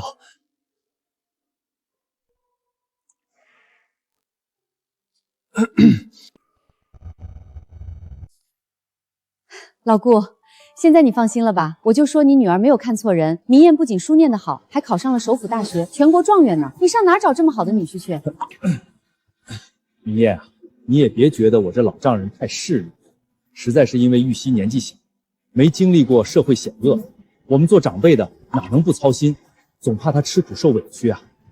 爸，这我知道的，我也有个妹妹叫明珠，我也希望她以后能找个好人家，做哥哥的对未来的妹夫肯定也有要求，更何况您是父亲，这都是人之常情，我完全能理解。不错，遇事波澜不惊，说话进退有度，是个干大事的料。玉溪算是找了个好对象，我们做父母的这下是真的可以放心了。今天高兴，我亲自来下厨，给你们俩好好做一桌菜，接风洗尘。爸，那我去给您搭把手。我也一起去。好，好，一家人都去，走走走。明艳，太好了，我和你都考上了大学，爸妈也都认可你了。我觉得现在就像做梦一样，我们的日子一定会越来越好的。一定会。不过我们还有一件事情没做完。明艳，你是说于学文？没错，我刚才拜托爸去教育局查了一下底档，于学文果然把名字改成了傅明艳，把我的录取通知书据为己有。太过分了，他怎么能做出这种无耻的事情？偷别人的人生，他就不怕遭报应吗？明艳哥，那现在怎么办？录取通知书在他手里，不能就让他这么得逞了。急什么？既然他那么想上大学，我就让他好好上一上。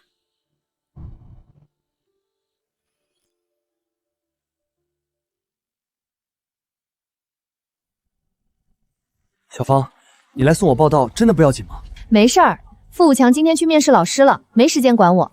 况且今天你上大学，这么重要的日子，我想和你一起见证。傻瓜，这只是我们好日子的开始。你好，同学，来报到吗？麻烦把录取通知书和证件给我。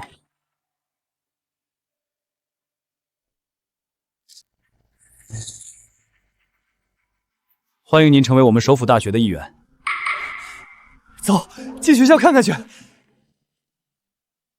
太好了，学文，你终于成为大学生了，还是首府大学的大学生。你看看这学校也太好了。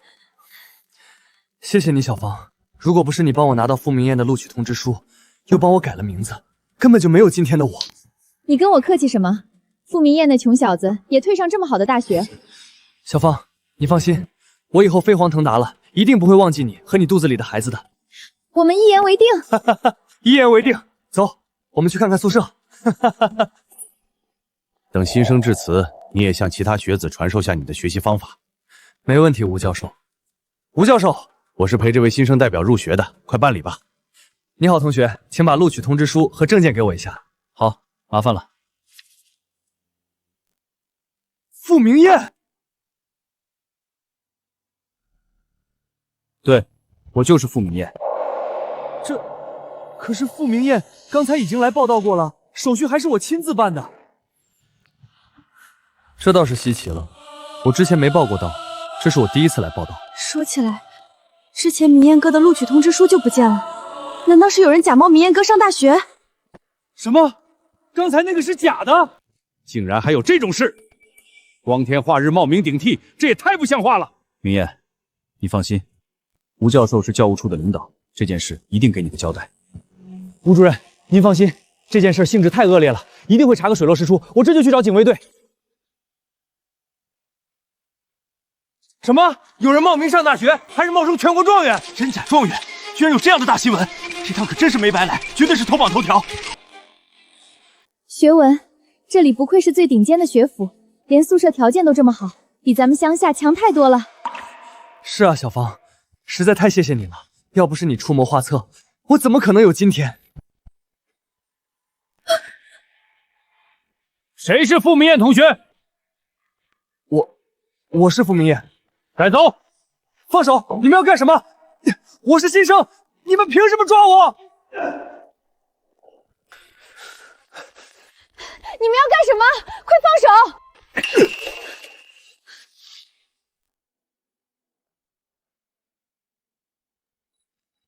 他怎么会在这儿？肯定是裴玉欣来报道的，千万不能慌！我就是傅明艳。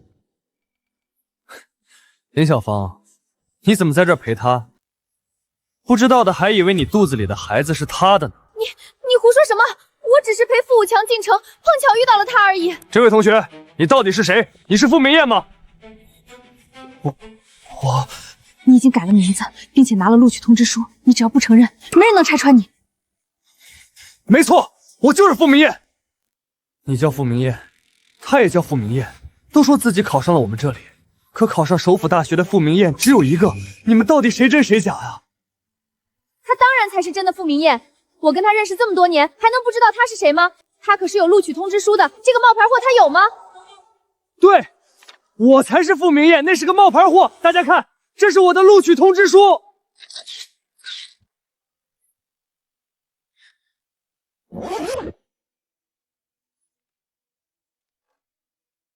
林小芳，你看看这是什么？不可能！你怎么可能有通知书？假的，一定是假的！是真的？怎么可能？我的才是真的！你们两个的通知书都是真的。我通知书不见了之后，我进城查了成绩，然后让玉溪爸帮我补办了通知书，所以2张通知书当然都是。傅明艳，你到底想干什么？别找事儿！别忘了，你爸还在村里，当心我爸让你爸活不下去。找事儿？我找什么事儿？我只是来上学。我看你是真的敬酒不吃吃罚酒。哎呀，我的肚子好痛啊！小芳，小芳，你怎么了？你这个冒牌货，被戳穿身份，恼羞成怒，居然推小芳！我可没推她。我的肚子，你好狠的心，仗着自己岳父有点关系，居然夺取傅知清的通知书，还有天理吗？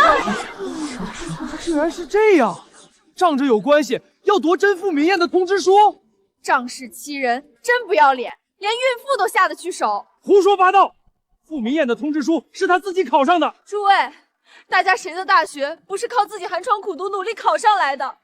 可是，在这些人眼里，却可以靠关系巧取豪夺，让我们给他们当垫脚石啊！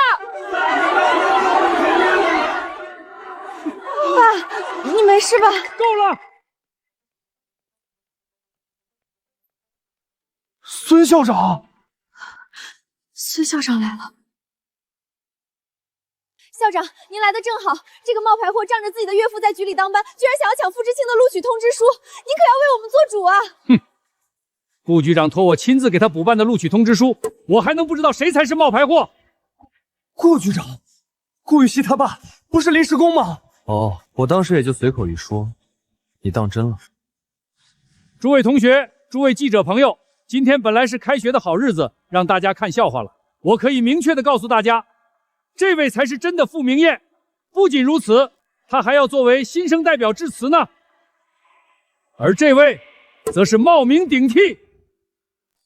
不是的，我知道了，你肯定也被收买了。对，他岳父是领导，你这校长都被收买了。看来你们真是不到黄河心不死。诸位，我这里是这位冒牌货的档案。根据资料，他原本叫于学文，偏偏在高考结束后突然改名成了傅明艳。你们说奇怪不奇怪？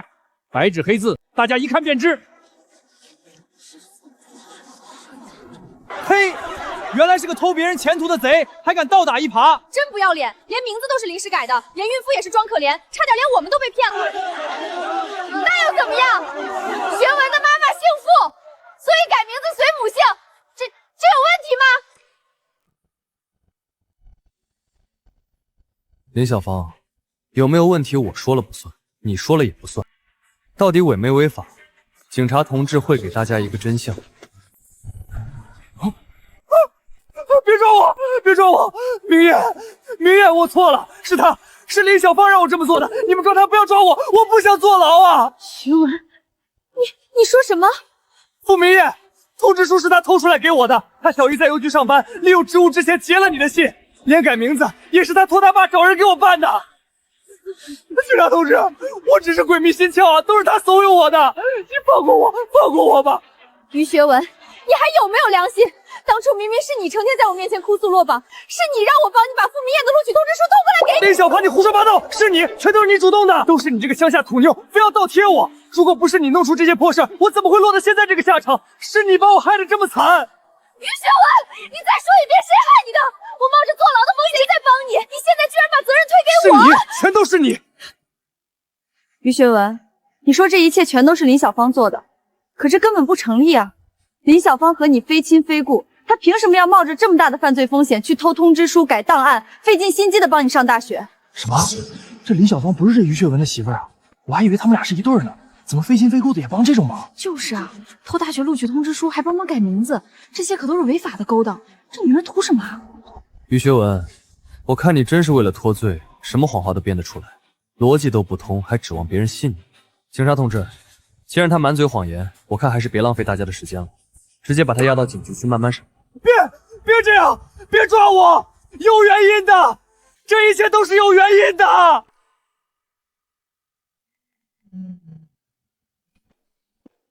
傅武强是吧？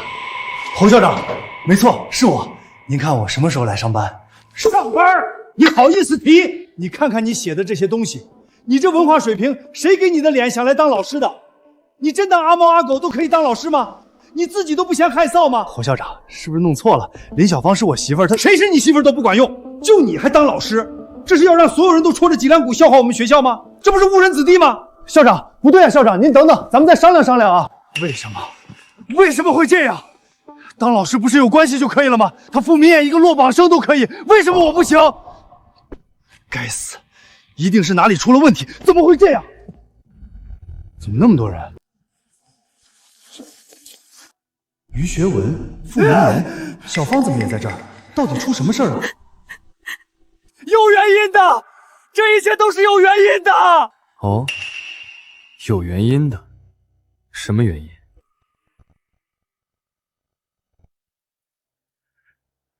我是他肚子里孩子的爸爸。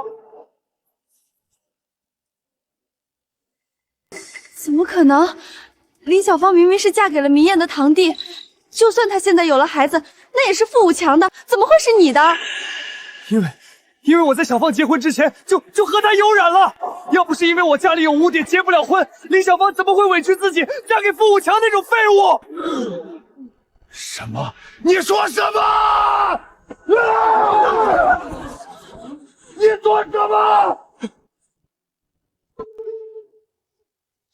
傅武强，武强，你听我说，事情不是你想的那样，你听我跟你解释。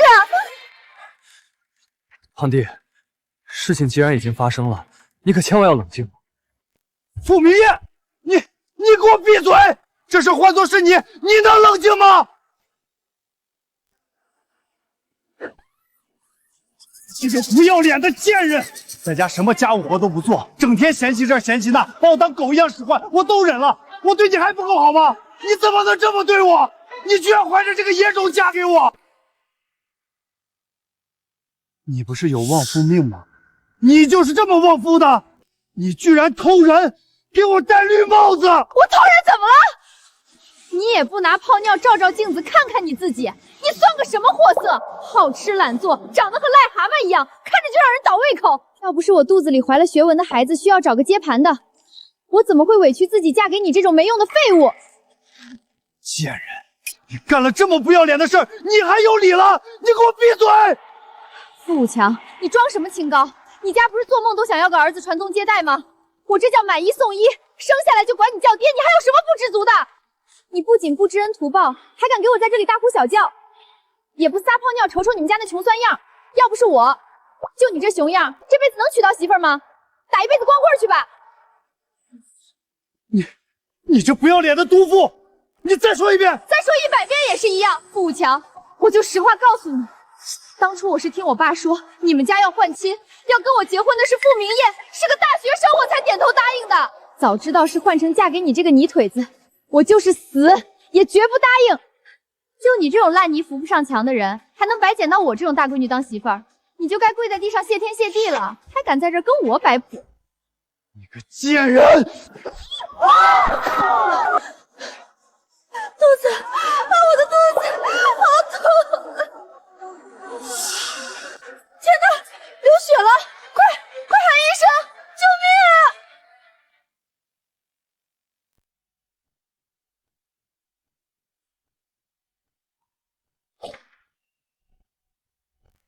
医生，林小芳怎么样了？大人已经脱离了生命危险，但是孩子没保住，而且以后可能再也生不了孩子了。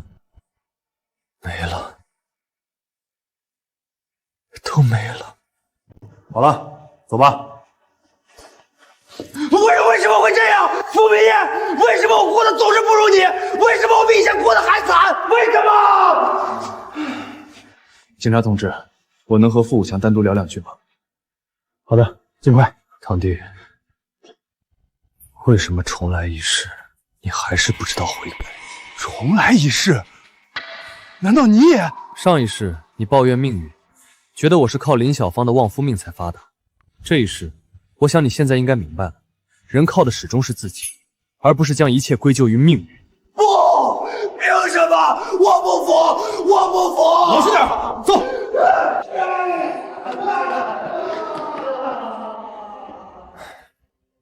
我们走吧。明燕哥，你和傅武强说了什么？没什么，别人的事和我们无关。现在大学也考上了，也该把我爸和妹都接回城里了。我们的人生从现在起才正式开始。